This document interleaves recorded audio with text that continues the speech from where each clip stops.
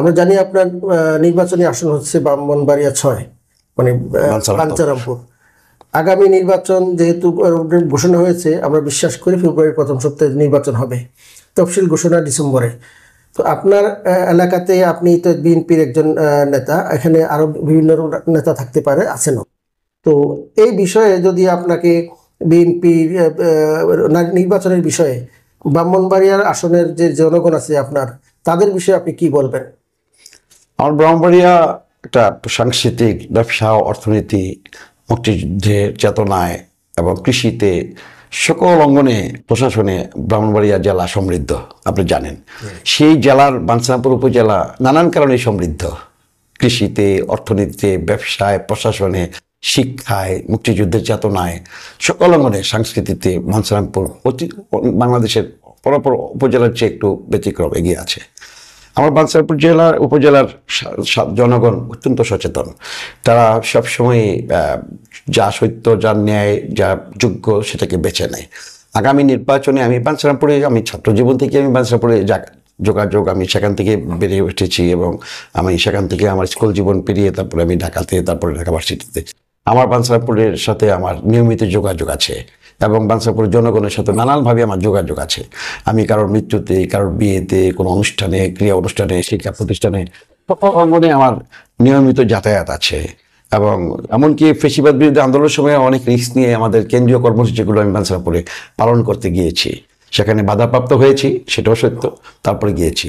এবং আন্দোলন সংগ্রাম করতে গিয়ে তো অনেকবার কারাগারে গিয়েছি, সেটা আপনারা সকলেরই জানা। সবকিছু মিলিয়ে বাঞ্ছারামপুরের মানুষ কিন্তু সহানুভূতিশীল। আমার প্রতি তাদের একটা শ্রদ্ধা আছে, ভালোবাসা আছে, দাবি আছে। আমারও বাঞ্ছারামপুর মানুষের প্রতি কমিটমেন্ট আছে। আমার যে কমিটমেন্টটা সেটা হচ্ছে, আমাদের সাবেক নেতা, আমাদের প্রয়াত নেতা এটি মৌলা সাহেব ছিলেন, আমার সহযোদ্ধা শাহজাহান সুজন ছিলেন, আমাদের আরও যারা আছে বাঞ্ছারামপুরকে নিয়ে ভাবে, সকলের যে স্বপ্ন, আশা, আকাঙ্ক্ষা, সেটা বাস্তবায়ন করাই হচ্ছে আমার রাজনৈতিক অঙ্গীকার। আগামী দিনে বাঞ্ছারামপুরকে একটা আধুনিক বাঞ্ছারামপুর, একটা স্বনির্ভর বাঞ্ছারামপুর, একটা বিউটিফুল বাঞ্ছারামপুর প্রতিষ্ঠা করতে চাই। তরুণ সমাজের বেকার দূর করে কৃষি, অর্থনীতি, ব্যবসা, তারপরে আপনার শিল্প প্রতিষ্ঠান, যুব সমাজ, বেকার যুব সমাজকে কাজে লাগানো। এই আমাদের তো তিতাস নদী বেষ্টিত, তো তিতাস এবং মেঘনা বেষ্টিত তো আমাদের এই উপজেলাটি, সে কারণে নদীমাতৃক বাঞ্ছারামপুর, সেখানে নদীকে আরো বেশি প্রবাহিত করা, এভাবে মিলিয়ে বাঞ্ছারামপুর একটা সুন্দর একটা বাঞ্ছারামপুর প্রতিষ্ঠা করার স্বপ্ন আছে। আপনি জানেন যে আমি সময় পেলে শিক্ষা প্রতিষ্ঠানগুলোতে যাই এবং কিছুদিন আগেও গিয়েছি। তারপরে খেলার টুর্নামেন্টে যাই, বিতর্ক প্রতিযোগিতায় যাই, তাদের সাহিত্য চর্চায় যাই, ক্রীড়া প্রতিযোগিতাতে যাই। এমনিভাবে তারপরে যে বাঞ্ছারামপুরের শিক্ষা প্রতিষ্ঠান, মসজিদ, তারপরে মাদ্রাসা, যে সকলগুলো আছে সমাজের সাথে সম্পৃক্ত, আমি সবার সাথে জড়িত আছি। বাঞ্ছারামপুরের প্রশাসনের, তারপরে ব্যবসায়ী, শীর্ষ ব্যবসায়ী আছে, সাধারণ মানুষ আছে, কৃষক আছে, শ্রমিক আছে, ডাক্তার আছে, যে যে পেশায় আছে, সকলের সাথে আমার একটা একেবারে অঘোষিত একটা নারীর একটা টান আছে। তারা আমাকে ভালোবাসে। বাঞ্ছারামপুরের মানুষ চায় আগামী নির্বাচনে দল আমাকে মনোনয়ন দিক এবং আমি ধানের শীষে নির্বাচন করি এবং নির্বাচন করে বাঞ্ছারামপুর মানুষ চায় আমাকে পার্লামেন্টে দেখতে চায়। পার্লামেন্টে গিয়ে আমি যেন বাঞ্ছারামপুরের কথা নয় শুধু, সমগ্র বাংলাদেশের কথা বলি, আগামী দিনে নারীদের কথা বলি, শিশুদের কথা বলি, অবহেলিত জনগোষ্ঠীর কথা বলি, অবহেলিত জনপদের কথা বলি, বাংলাদেশের সকল সমস্যার কথাগুলো পার্লামেন্টে আমি তুলে ধরি।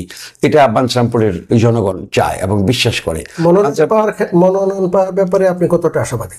আমি জানি যে আমাদের নেতা ভারপ্রাপ্ত চেয়ারম্যান তারেক রহমান সাহেব অত্যন্ত সুদূরপ্রসারী। তিনি আগামী দিনে যে পার্লামেন্টে নেবেন সেটি একটা অভিজ্ঞ, মেধাবী, তরুণ নির্ভর এবং যারা গতিশীল, ডাইনামিক, সৎ এবং যোগ্য এবং দুর্নীতিমুক্ত একটা বাংলাদেশ প্রতিষ্ঠা করতে চায়, সেরকম প্রত্যয়শীল নেতৃত্বকে তিনি পার্লামেন্টে, একটা সুন্দর একটা পার্লামেন্ট, অতীতের যে কোনো পার্লামেন্টের চেয়ে আগামী পার্লামেন্ট হবে অত্যন্ত সত্যনিষ্ঠ এবং শক্তিশালী। সে কারণে আমি বিশ্বাস করি যে সেদিক থেকে চিন্তা করতে গেলে আমার দীর্ঘ প্রায় 38 বছরের রাজনীতির ইতিহাসে, ছাত্র রাজনীতি থেকে একদম ধারাবাহিক সংগ্রামের মধ্য দিয়ে আমি যে জায়গায় এসেছি, সে কারণে আমি বলবো যে আমার দল, আমাদের পার্টির চেয়ারম্যান, আমার দলের স্ট্যান্ডিং কমিটি, আমাদের দলের আরও যারা আছে, সকলে মিলে নিশ্চয়ই আমার জন্য একটু ব্যতিক্রমভাবে চিন্তা করবেন, আমার জন্য আলাদা একটু চিন্তা করবেন যে আমাকে কীভাবে সেট আপ করা যায়। একই সাথে আরও যারা আছে সবার প্রতি আমি শ্রদ্ধা রেখেই বলছি, ধারাবাহিকভাবে প্রত্যেকেই ভবিষ্যতে আরও আসবে, হ্যাঁ, আর যারা হয়েছে, যারা আসবে, প্রত্যেকের প্রতি আমার শ্রদ্ধা থাকবে। একই সাথে আমি চাইবো যে আগামী দিনে বাঞ্ছারামপুরটাকে আমি আমার চিন্তা ভাবনা দিয়ে সবাইকে নিয়ে ঐক্যবদ্ধ করে একটা সুন্দর বাঞ্ছারামপুর প্রতিষ্ঠা করব। যদি মনে করেন যে আগামী নির্বাচনে দলীয় স্বার্থে বা বিশেষ কোনো কারণে আপনাকে মনোনয়ন না দিল, সেক্ষেত্রে আপনার ভূমিকা কী হবে? দেখুন, এই কথাগুলো আমি এর আগে অনেকবার শুনে আসছি এবং এই প্রশ্নের সম্মুখীন হয়েছি, এবং যতবারই সম্মুখীন হয়েছি আমি বলেছি যে আমি আমাকে দল যদি নমিনেশন নাও দেয়, আমি দলের যে সিদ্ধান্ত সেটা মেনে নেব। এটা বারবারই বলে এসেছি, নতুন এবং প্রমাণও করেছি, যাকে দিয়েছে দল তার সাথে পক্ষে কাজ করেছি। তো এখন আমার কথাটা হলো যে আজকের এই প্রেক্ষাপটে আমার মনে হয় যে এটার উত্তর আমার খুব বেশি দিতে হবে না, এই কারণে যে আমার দল জানে যে আমি দলের প্রতি কমিটমেন্ট আছি। তো সুতরাং আগামী দিনে আমার যেন একইভাবে এই উত্তরের মধ্যে মুখোমুখি না হতে হয়, বরং আমি যেন নির্বাচন করতে পারি। আশা করি যে আমার দল সেটাই বাস্তবায়ন করবে। আর তারপরে যদি সর্বশেষ আমার পার্টি বিএনপি যে সিদ্ধান্ত নেবে, সেই সিদ্ধান্তের বাইরে আমি কখনো যাইনি এবং ভবিষ্যতে যাব না। কারণ আমার বিএনপি হচ্ছে আমার রাজনৈতিক শেষ ঠিকানা। আমার জীবনের শুরু বিএনপি এবং শেষ ঠিকানা আমার এই বিএনপি। আমি বিএনপি ছেড়ে কখনো যাইনি, বিএনপিও আমাকে কখনো ছেড়ে যায়নি। ফলে বিএনপির প্রত্যেকটি নেতাকর্মী এখন আমার পরিবারের সদস্য, আমিও তাদের পরিবারের সদস্য। এবং কেউ কেউ একটা কথা বলে যে রবি শিকদার সৎ ছাত্রনেতা ছিল, জেল খেটেছে, অনেক সংগ্রাম করেছে, ত্যাগী, ভালো মানুষ, সৎ মানুষ, বন্ধুবৎসল, কর্মী বান্ধব, সবই ঠিক আছে, কিন্তু ওনার তো সেই পরিমাণ টাকা নেই, অনেক টাকা নাই। এটা কেউ কেউ বলে, সবাই না। এরপরে উত্তরে আবার আমাদের বাঞ্ছারামপুরের সাধারণ নেতাকর্মীরা বলে যে আমরাই হচ্ছে রবি শিকদারের টাকা, আমরাই রবি শিকদারের সম্পদ। তো এটা তারা বলে, তারা প্রতিবাদ করে, আমাকেও বলতে হয় না।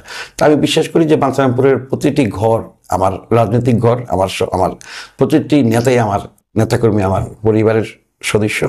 আমি সে কারণে আমার সৎসাহস আছে যে আমাকে দল নমিনেশন দিলে আমি অভাবনীয় ফলাফল নিয়ে জয়লাভ করব, এবং একই সাথে যে আমার কমিটমেন্ট, রাজনৈতিক কমিটমেন্ট, দীর্ঘ পরিক্রমা, সেটা বাঞ্ছারামপুরের জনগণ সেই সুফলটা পাবে।